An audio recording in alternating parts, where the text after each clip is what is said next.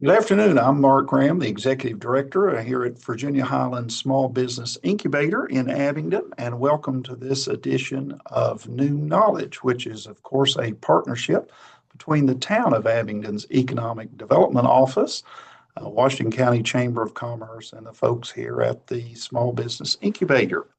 So, thank you for joining us today. We're excited to actually have one of our own speaking today, Isaiah Thomas. So one of our partners, we're excited to have him. Isaiah is a good partner. He is an economic professional, economic development professional with a background in business operations, marketing, and community development. He currently serves as the economic development specialist for the town of Abingdon, where he's worked for the past 3 years, supporting business recruitment, redevelopment initiatives, tourism-related economic growth, and strategic planning efforts focused on strengthening the local economy and enhancing quality of place. Prior to his work in local government, Isaiah spent 8 years as operations manager for General Rubber and Plastics, where he specialized in industrial operations, development, and efficiency consulting. In that role, he oversaw operational improvements, process optimization, and organizational efficiency initiatives with manufacturing partners. Isaiah earned his associate's degree there in business administration from Virginia Highlands Community College before completing his business administration bachelor degree in marketing from ETSU. He is a graduate of Holston High School as well, a native of Washington County. He resides in Meadowview on his family farm with his wife and 2 sons. So we're excited to have Isaiah with us today, speaking on how to work with local governments to avoid chaos in operating, opening, and expanding your business. So take it away, Isaiah. Yes, sir. Thank you for that introduction. Whenever Mike Cochran, town manager, saw that title, he had concerns of what I was going to be saying. But no, it's when I worked in the private sector, one of the things. Are you guys seeing that screen when I shared it? No. You got it now? Everybody see Yes, that? now I Yes. see it. Good deal. No, when I worked in the private sector, I kind of make the joke a lot that the reason why the town hired me is the same way that Leonardo DiCaprio's character got hired in Catch Me If You Can. When I was on the private sector side of things, it always kind of seemed like I was, especially when I first started out, almost trying to skirt things to get around things because I thought it would make it easier. And in the long run, I found out that it's far better to be a partner with your local governments and your state governments than it is to try to get around certain things or maybe not be super forthcoming with the whole project, and it absolutely bites you in the end. So with that, as I transitioned into this role, I've developed somewhat of a formula that we use here at the town. That was kind of the main initiatives we started on when I took this role, was to be as big of a partnership from the town's perspective, just like I would like the private sector to be as big a partnership on their perspective together. And it helps cut out a lot of the chaos is what we're calling it today, but really it really comes down to a communication issue. So with that, we're gonna jump into why this matters. Go to the next slide here.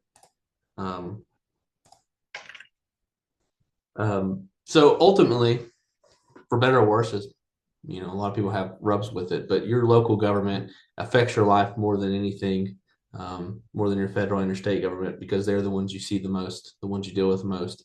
And when it comes to business development or setting up a business or really anything within that, when you're in expansion, local government has a considerable amount of interaction with you, and that interaction, generally speaking, dictates how you view government as a whole.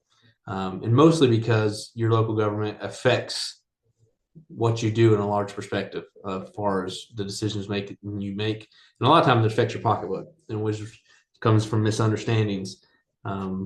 If you don't have a clear communication path with the people that work in your locality, and either they don't communicate well with you, or you're not clear about your intentions, and things get moving, and down the road it ultimately causes you to have to go back, redo things, repunt, postpone timelines, because we haven't hit the criteria we need to hit from the government side, and you haven't hit things you need to see from the private side.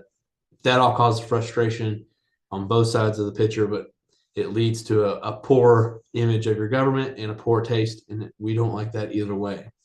And then if you do the opposite of that, which is have clear communication guidelines, be very proactive in the relationship on both sides, and have an established path forward, that is the best chance of having a successful partnership, and those ultimately have the best chance of succeeding in business.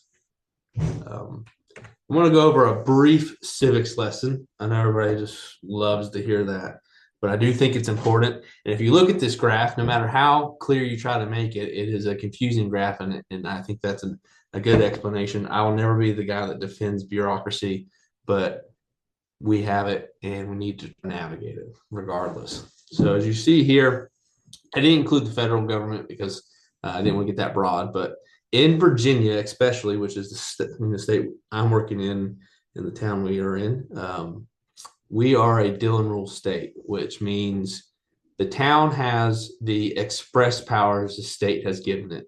In circumstances, the state has allowed the town to make some of their local ordinances, local laws, and told them they're allowed to dictate and rule on how they want to do that. And then other instances, say the Virginia State Building Code, or some of the stormwater regulations you see, the way meetings are handled, the public notices, things like that, those are dictated by the state, and the localities are subject to those.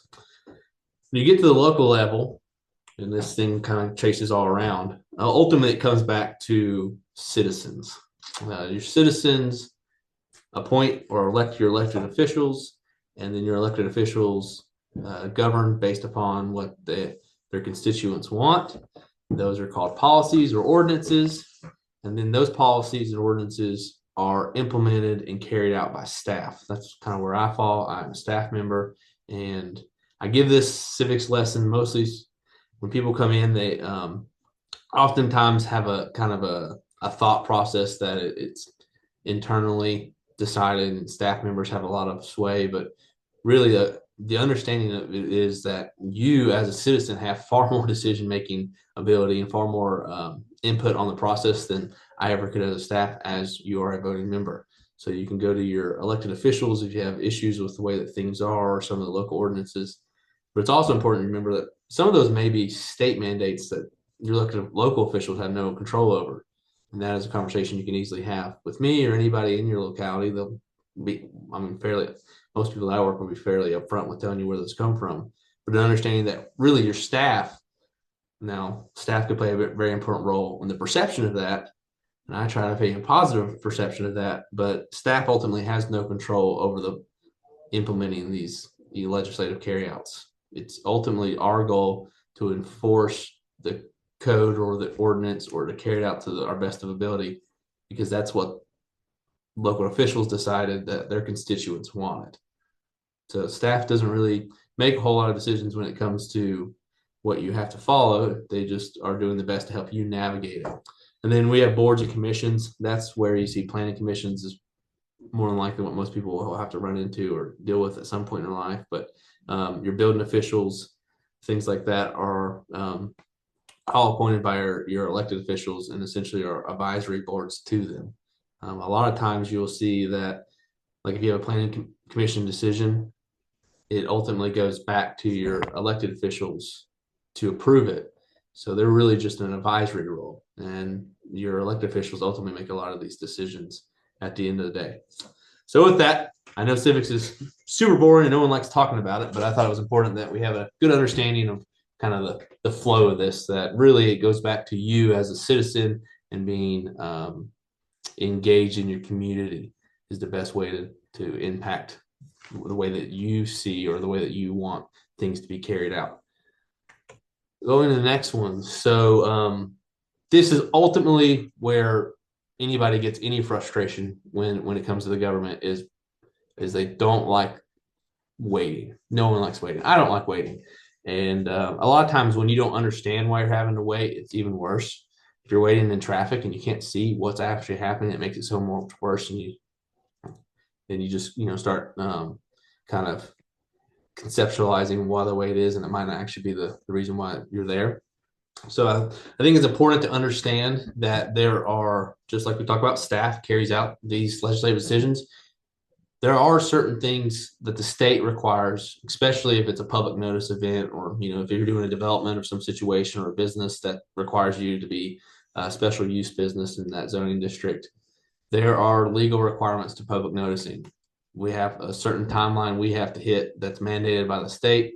There are certain avenues that those have to be advertised, media outlets, and there's really no way to get around that. Otherwise, it falls into this, transparency and accountability role where, oftentimes you hear these stories of local officials or politicians, and people get questioning their motives. And and that often comes from not having the transparency and the accountability. And we try to do our best to make sure that everybody is notified. We are following all the procedures that are required by the state, but also just to feel that it is a collaborative approach and everybody has an opportunity to speak or an opportunity to petition their government. And then multiple layers of review. This one I'm going to come back to several times, but in all things, if there's ever a situation where you have to submit something to your government for them to review and approve, a lot of times it'll come back and be like, there's a few things that you need to work on. This doesn't necessarily meet the town's ordinance or the zoning code, or if it's a development, doesn't necessarily meet the site plan review process. Not always, but especially here in the town, this is kind of my main role here is managing these projects as they go to our different departments. Say it's going to our zoning administrator. My goal is to get that back to you as quick as possible. I do not want to slow you down. We turn around reviews pretty quick here. Someone could submit a full site plan for 140 home development here in town, and we'll usually get that back to them within a week and a half, which is a very abbreviated timeline for a development of that size. What usually happens, and I'm not saying it always, but those are usually being ran by an engineer or design professional. Their resubmittal back to us is usually what takes time. But we take a lot of flack from the developer's perspective, because they think, it's easier to blame the government than blame themselves. And it's often that it's actually a design professional that's not getting the review back to us quick enough. And that's what slows a lot of our projects down. So I say that to understand that we're not always perfect, but it's also important to remember that maybe some of the people on your team aren't necessarily getting it back to us as quick as you want it. And that could also be an issue. So don't always blame the government. Sometimes we do fall short, but especially in the town of Abingdon, we're pretty quick on those layers of review. So the quicker that we can fire those between each other, the faster our project can move forward. And that's even on small projects. If it's, say, like a lot of our districts here in town and a lot of districts throughout the state, especially if you're in a locality like a small town or city, your signage has to get reviewed and approved. And you're usually working through a sign company. The quicker that sign company sends back the reviews to us, the quicker it gets approved. And that's what usually holds people up the most is just not firing us back or getting lost in the email somewhere. And we can't control it. Once we send kind of our comments back, it's on you guys. We can't move you guys any faster. So just keep that in mind.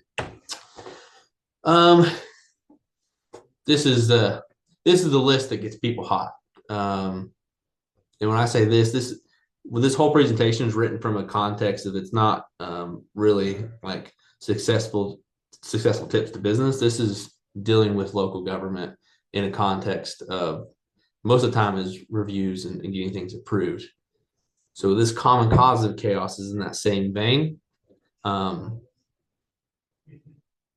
Most of the time when you're doing local government, they're usually public meetings.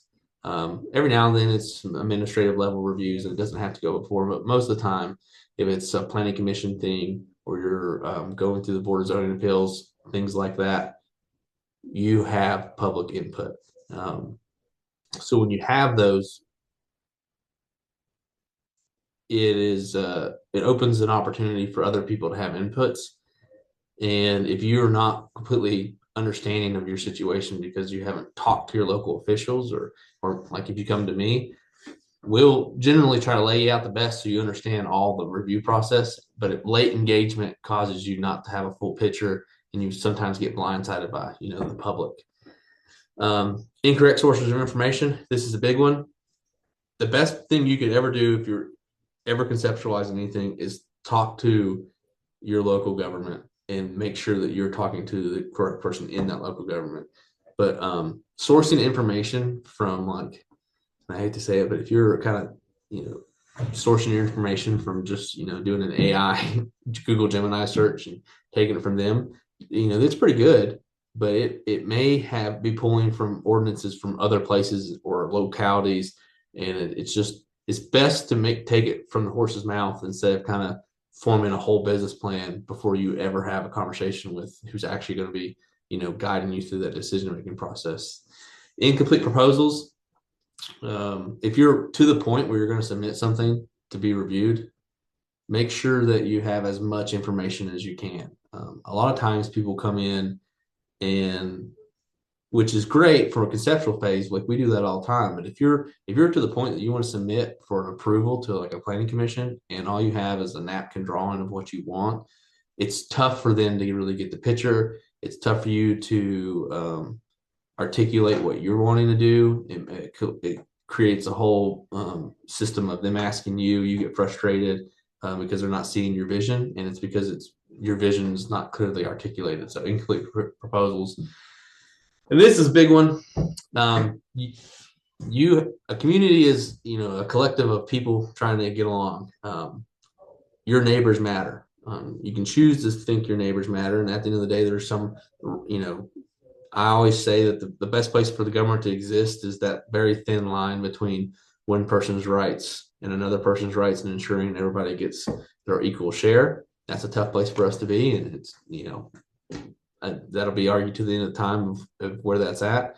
But trying to push things through without having, conversations with your neighbors, and we'll get into this a little bit later.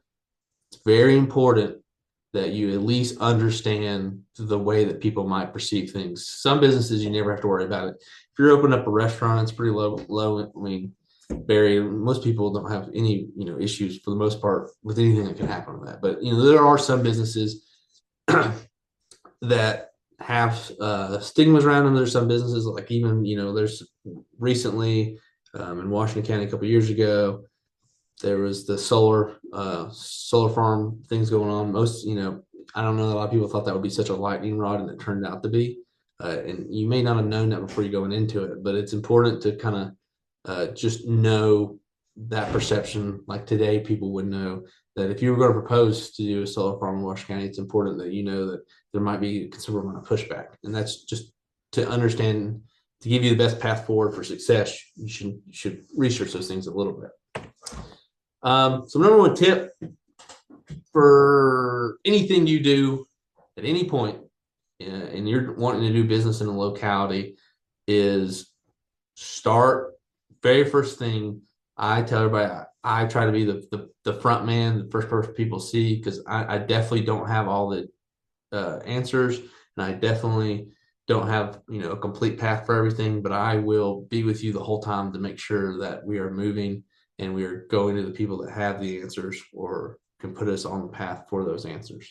So before you do anything, and I know a lot of times in business development, it's concerning to tell people what's happening, because there's a concern, especially that someone might pick it up, or you're not fully confident in what you want to do yet, so you're not confident about telling it. That doesn't matter. As soon as you can, start having those conversations with someone within your government. Usually your economic development professional person is usually the first, or it might be your community development department, but someone within your government, depending on how they're fleshed out. But if the town of Abingdon come to me, and we use what we call a concierge meeting, but I pull everybody in that could possibly be involved. If you give me an idea or project, we sit down and we just go through anything that could come up, or things you need to be aware of. starting from infrastructure, going towards, what's your funding sources. Here's some ideas for you. What it might look like if you're the building official, if you're looking at building something out, what's your signage requirements. There's so much that you just can't know when you're running a business, and you just don't have the bandwidth to go through that. We try to make sure that you have, adequate support, that you don't have to navigate that stuff. We'll give you the answers. You can ask them. We do that all in the pre-application or the concierge meeting. If localities don't offer it, you can usually ask them and they'll work with you. I mean, ultimately, I think the majority of the people you run into want you to succeed, but we can't help you if we don't know about anything and we don't know what you're doing. So the soonest you can get into an office and start talking about it, the better. You're not going to waste their time. They want to talk to you. I want to talk to you. And then that's how you build relationships.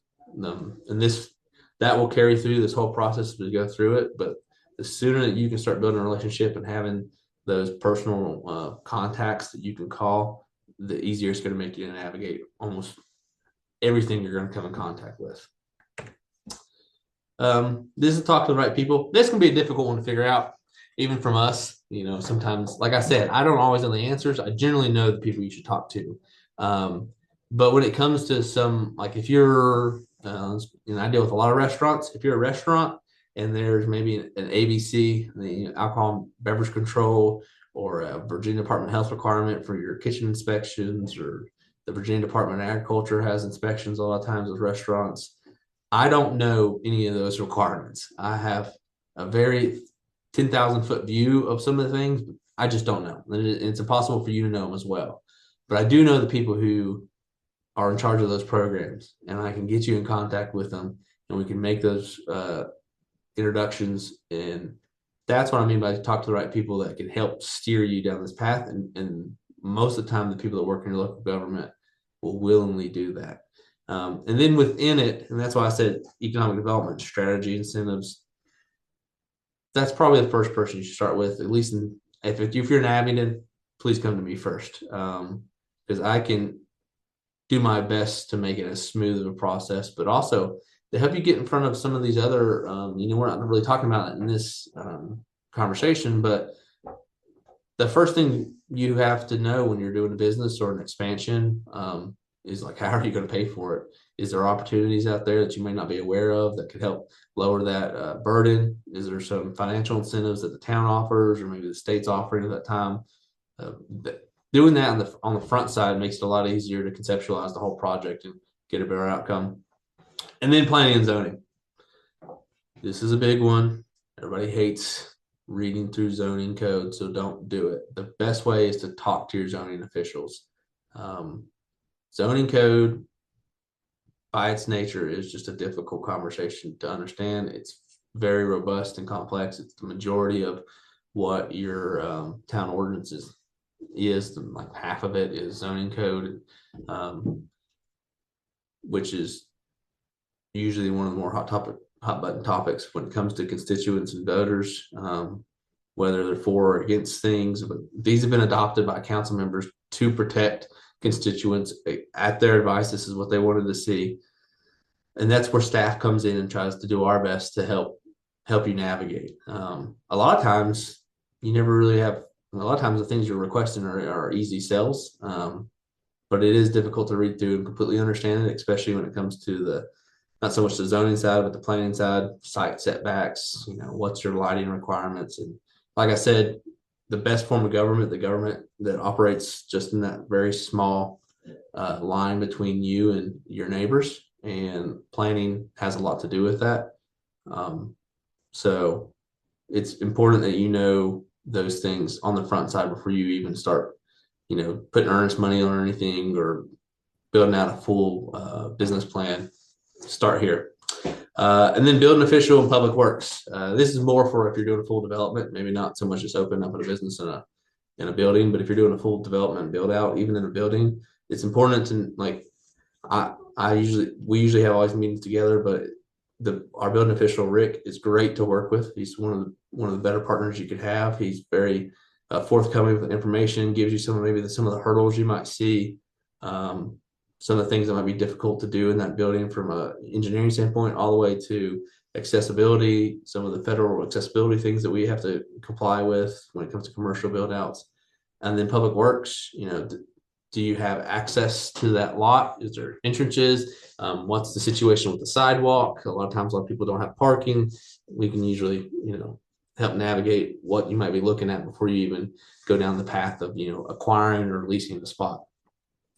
And then, it's always important, and that comes back to like some of these other factors, legislative things that we don't know about, or like Department of Health, who else should be involved in these. We just recently had one. It was like one of those gaming centers that the state has changed the legislation on several times, and we just aren't the best for knowing all those new changes to state legislation. So we asked, VDAX, who's the ones that administer that, for their advice on that, and got them in contact with them, and they were able to navigate, and they're very successful and moving along now. But that came from that conversation of like, we don't truly know the answers for that, but we can put you in contact with people who are experts. This is, when I say bring a clear plan, like I said, if you don't have a fully fleshed out one in the beginning, that's fine as far as like how you're going to do anything. But bring a clear plan for what you're actually trying to accomplish. If you come to me, and it's totally fine to not know, how you're going to get there, but you should at least know what you're trying to get. Every now and then we'll have people who are wanting to open a business, but they don't even know what the nature of that business is. That one gets tough for me because there's so many options you could go down when you looking at building. Just think of how many businesses are on Main Street, and if you come to me and say, I don't know, I was just thinking about opening one, but I don't know what to do. Being an entrepreneur is tough enough. If you don't know, what's going to motivate you and drive you, then it's hard for me to do that for you. So the best thing you could do is know what motivates you, know what you actually want to do. And then at that point, we can help guide that path. But if you don't know, then we don't know. Realistic timeline. I think this one is, when we go back to chaos and where people get rubs, is thinking that things are going to move quicker than and that's not even from a government standpoint, just from like, if you're building something out, getting contractors, sign contractors, getting approvals from the state agencies like your ABC license or your Department of Health, or how long does it take to get employees? So often people think these things move a little bit quicker. So I would just suggest to everybody to do your best to develop a realistic timeline so that you don't start getting upset and feeling like you're behind all the time. And this last one is site plus financial clarity. That comes from us working together, but not understanding what it's truly going to take to get where you want to be on a site can greatly hamper a development or a business plan down the road. We try to do that as best as we can when we have those concierge meetings. That's why it's so important to have a relationship to tell you, like, hey, you don't have any parking here. You may assume that this is your parking lot, but we can take you to the zoning map or our GIS that shows parcel lines, and the neighbor, that's actually the neighbor's parking lot, and they've just been courteous to let this business use it. You might want to make sure that those are actually, you'll be able to use that parking lot whenever you take over. You may have thought that you were on sewer, but we show no sewer. You must be on septic. That's something you should consider, because that's good. Might have to be pumped. We don't know. What's your water availability? These are all things that we can help clarify for you and go down that path with you. But it's important these parameters, and we usually talk through them. Just recently, we had one where they had a pretty large utility easement on the whole property. So the property looked great. It's flat, big open property. But when you factored in that utility easement that they weren't super aware of, it took up, 60% of the property, which makes, not as feasible as they originally thought. And it really affected the way that they were going to do that business plan. We don't always catch those. That's more of a survey and a title search thing, but we do our best to try to give you a full picture.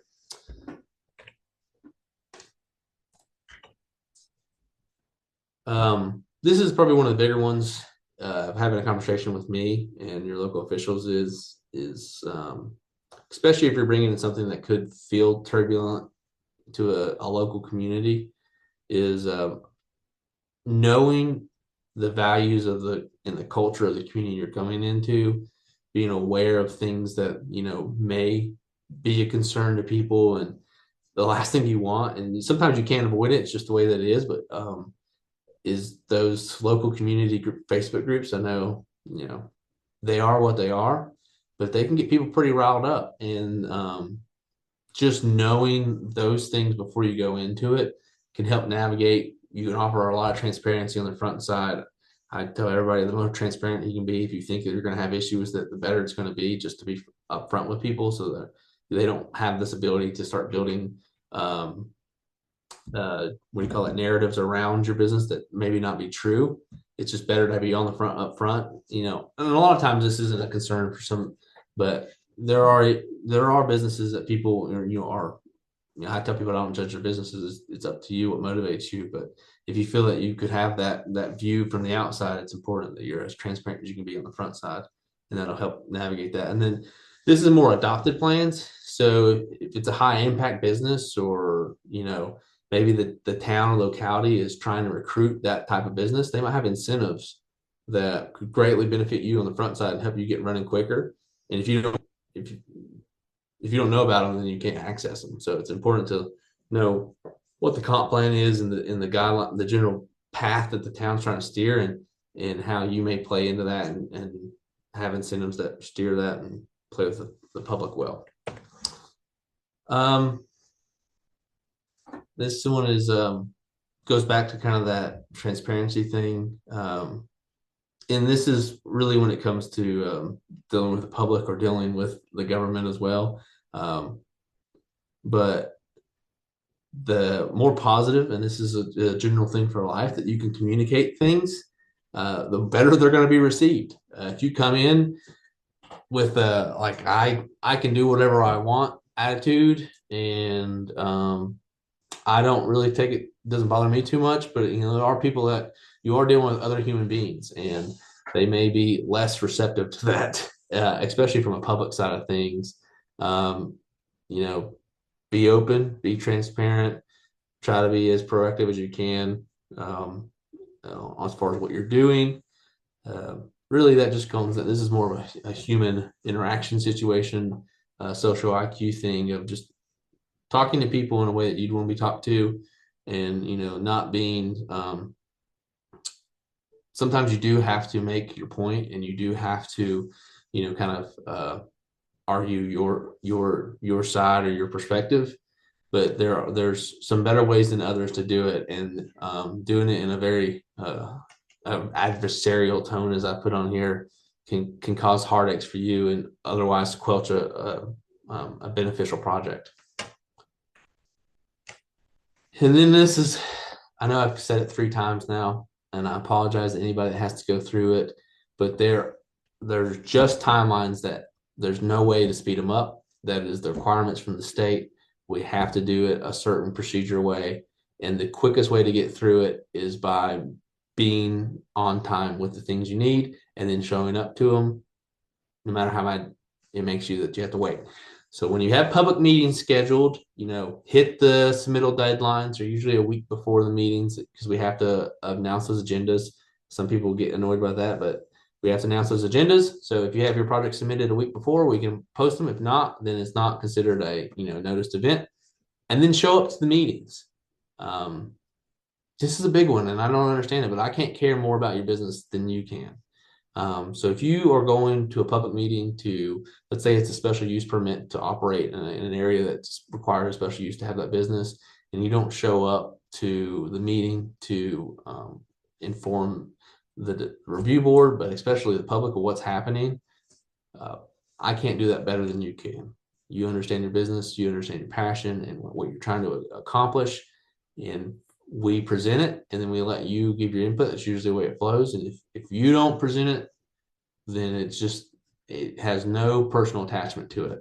And so that's a big one. I never understood it's not showing up to those, but please show up to the public meetings. And then just understanding, be in communication. We're more than happy when people send us like, hey, where's this at? Where are you guys? What do you think this is going to be back to us? That we're perfectly fine with that, having that conversation. And I actually appreciate it. It keeps us on our toes, but also knowing that it does take, some of these things just do take time, and they have to go through all the review processes to ensure that we're meeting the compliance that has been set for us by the civic process. This is a big one. Talked about twice now. Public input. No matter how great you think your development or your business or your project is going to be from the community, there might always be someone who has a different opinion. It's important to respect that. Everybody has different opinions. There's some things that you probably have not had a super been fond of, but it is important that you listen to them and understand them. And honestly, the easiest way to prevent this, especially if you think, like if you're going into a neighborhood and proposing a development, or if you're going downtown here in Abingdon and you're putting a business in that, you know, some people that may have a different opinion of it, go talk to your neighbors. Tell them who you are. They're far less likely to have as many concerns as they may have if they know who it is and they have a face to attach to it and they've had a conversation with you. And they may still have an issue with it, and they may still voice their concerns, but I can promise you that there will be less concerns, and they will be less spirited about those concerns if they know who they're voicing them over. And it may not get rid of all of them, but the earlier you can go and talk to these people and have conversations with them and tell them who you are, the better chance you have of success, because public opinion matters greatly. And this is just really all of it. I'm not going to go through all those because people hate when we read slides, but really, the sooner you can get involved with your government officials and talk to the people within the staff members there and articulate what you're trying to do, the sooner they can help you give a path forward and let you know what you're going to encounter. And that's the best advice I can give for you. And then I wanted to go over this real quick. Y'all let me know if it doesn't follow me, but I wanted to go over some tools while we have some time that I think anybody that's at least in the research phase of developing or building out something or wanting to open a business, this is where I would start. You may not understand it all, so y'all let me know now. There it goes. These are some tools that can be very beneficial in any phase of business, whether you're new or you're expanding or you're wanting to change up some of your, maybe something that might change the way that your business's use is classified, or you're going to a new area. Probably the first step, well, all these are kind of first steps. It doesn't really matter which order you do them, but I just want to let everybody know these are free tools that you can access that a lot of people don't know you have them. This is VDOT's traffic data. It's free to anybody that want to access. You just type in VDOT traffic data. It'll take you to this GIS profile.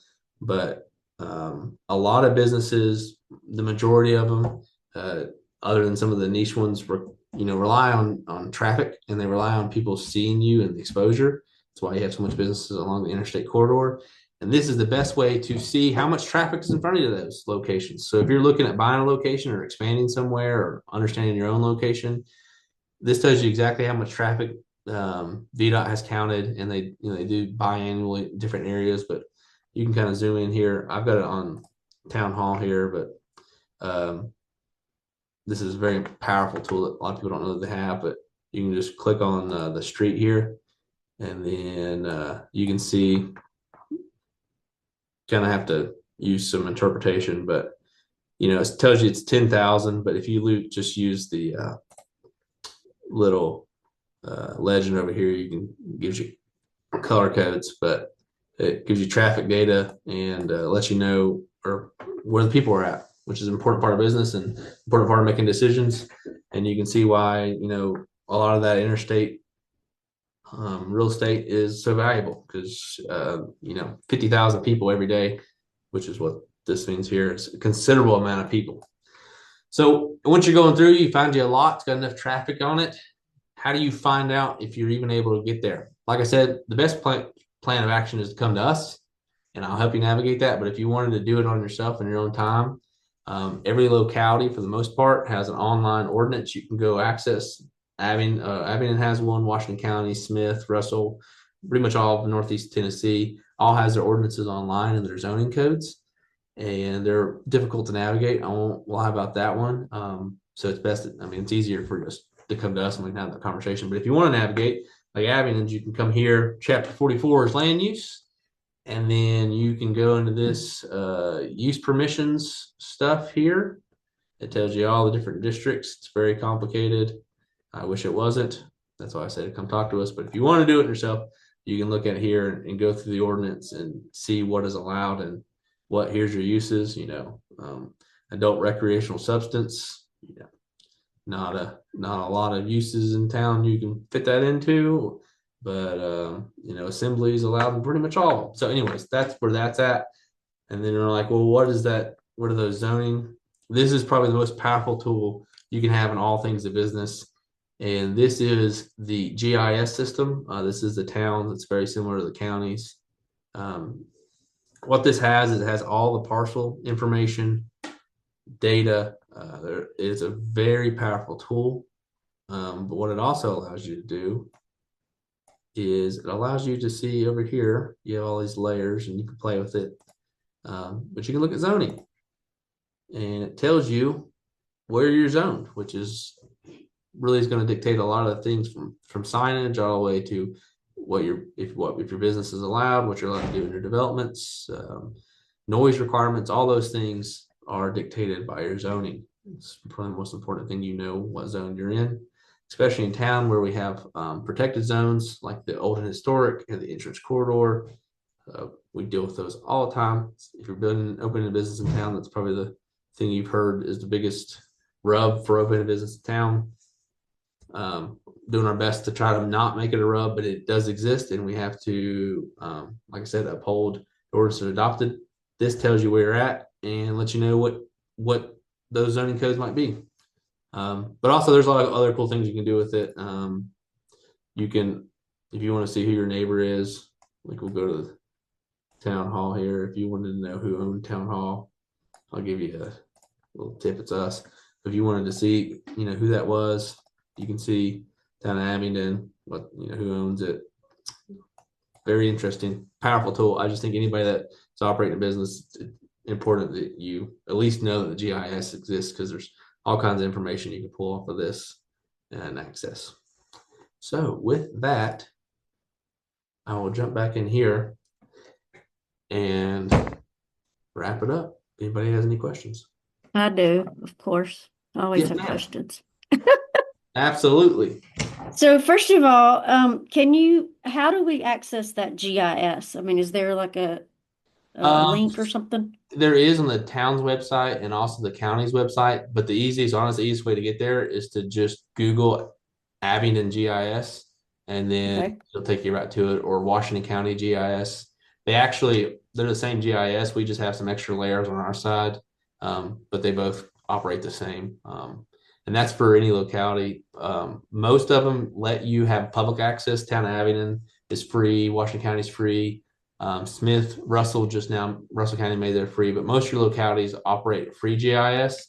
Some of them don't, but if you request it, they'll send you maps or they'll work with you. But most of your locality in Southwest Virginia are free to get in there and operate. And there's all kinds of tools. You can see floodplain mapping. If someone's ever told you you're in a floodplain, you can go look there and it'll show you the floodplain. You can see streams, names of streams, parcel data. It's a very powerful tool. Awesome. Thank you. And also, I'm assuming that all localities have an Isaiah. They have somebody in your role or no? They have versions. Everybody kind of has different ways that they navigate that. Like the county has Alicia Rowland. She is the economic development official for Washington County, and she's the point man. But the way the county operates, they usually run them. Your first point of contact is usually Stephen Richardson, who's their zoning administrator, and that's usually where they start you with an accounting. But everybody kind of has a different point man that they want you to start with. It just happens to be me with the town, but usually they always have someone they'll let you start with. We tell everybody that Abingdon we do it a little bit better because we want obviously we think we do a good job, but especially with the concierge meeting, they don't all offer that. That's something that the town does. But they all have somebody that should sit down with you and go over, the zoning or the requirements you might have to meet and kind of guide you through it. Awesome. Thank you.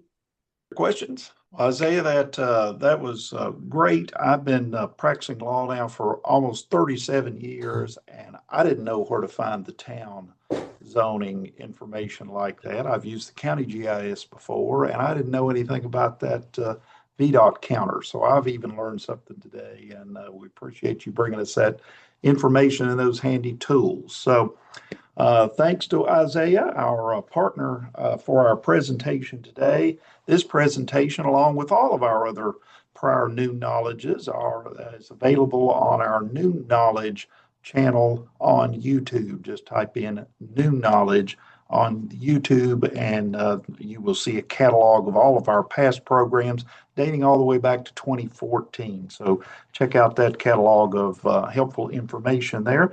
Thanks again to the town of Abingdon and the Economic Development Office that Isaiah represents, the Washington County Chamber of Commerce that helps put on this program, and our good friends here at the Virginia Highlands Small Business Incubator, including Gene, who helps put this program together.